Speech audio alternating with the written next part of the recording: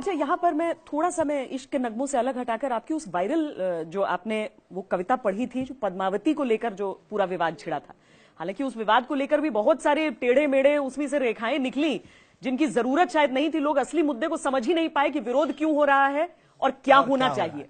इसमें दो श्वेता मेरे बहुत स्पष्ट स्टेटमेंट हैं कि जब ये हुआ था तब, और जो झगड़ा हुआ वहां पर, मारपीट हुई सेट पर, तो टीवी चैनल्स की जो एक इच्छा होती है कि साहित्य और कला के क्षेत्र में जो लोग राजनीति में हो उनसे टिप्पणियां लें, तो हमसे टिप्पणी लेने के लिए चैनल्स आ रहे शुरू हो गए कि भाई आप टिप्पणी करिए इस पर। तो मैंने अपने ऑफिस से यह कहा कि हम दोनों की निंदा प्रशंसा नहीं करेंगे। मारपीट करना और खास तरफ से पधारो हमारे देश वाला देश जो सबको अतिथि स्वीकार करता है, मैं किसी को मारना पीटना यह शोभनीय नहीं है, लेकिन मेरी लोक आस्थाओं की किसी विषय पर फिल्म बनाना और मुझसे पूछे अनुमति बिना या मेरी भावनाओं को ध्यान में रखते हुए, मुझसे किसी एक बहुत बड़े विचारक ने कहा कल आप कविता लिखोगे या मैं कविता लिखूं तो आपसे पूछ के लिखूंगा। मैंने कहा बिल्कुल नहीं लिखोगे, पर मेरी मां पे लिखोगे तो पूछ के लिखोगे। बिल्कुल तो आप कविता लिखिए, कोई दिक्कत नहीं है, पर मां पद्मावती लोक आस्थाओं का विषय है। किसी ने मुझसे कहा ये तो इतिहास कैसा है, कैसे पता कहां इतिहास है। मैंने कहा मेरे परदादा जो मैंने देखे नहीं वो हर बात पे लाठी उठा लेते, मुझे कैसे पता चला?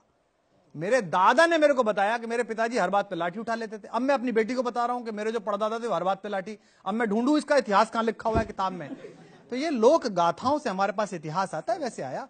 तो मुझे स्मरण में थी, तो मैंने एक कविता जो पंडित नरेंद्र मिश्र जी चित्तौड़ के हैं और मेवाड़ राजवंश के राज्य कवि हैं, हमारे बहुत आदरणीय वाचिक परंपरा के कवि हैं, उनकी एक कविता मुझे स्मरण थी। मैंने वो घर के मोबाइल पे जो ऑफिस में काम करते हैं उनके सामने सुना दी, उन्होंने वो पोस्ट कर दी, वो वायरल हो गई। उसमें से मुझे कुछ जगह बहुत ही आज तक भी थ्रिल होता है।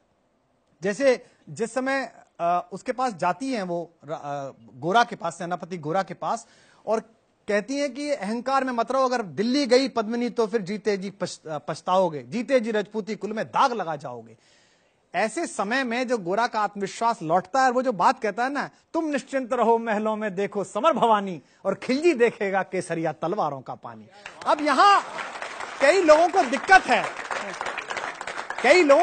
है, बड़ा अजीब देश है, यहां रंग जो है जातियों में बट गए हैं। बहुत ही अद्भुत बात है। उर्मिलेश जी का शेर है कि केसरिया हिंदू हुआ हरा हुआ इस्लाम, रंगों पर भी लिख दिया जाति धर्म का नाम। अगर केसरिया ध्वज किसी एक राजवंश का राज्य ध्वज है तो उसका सेनापति ये थोड़ी कहेगा खिलजी देखेगा हरी रंग की तलवारों का पानी, ये थोड़ी लिखेगा। तो भाषा में यही लिखा है खिलजी देखेगा केसरिया तलवारों का पानी। और फिर जो जब तक गोरा के कंधों पर दुर्जय शीश रहेगा, महाकाल से भी राणा का मस्तक नहीं कटेगा। अच्छा, जब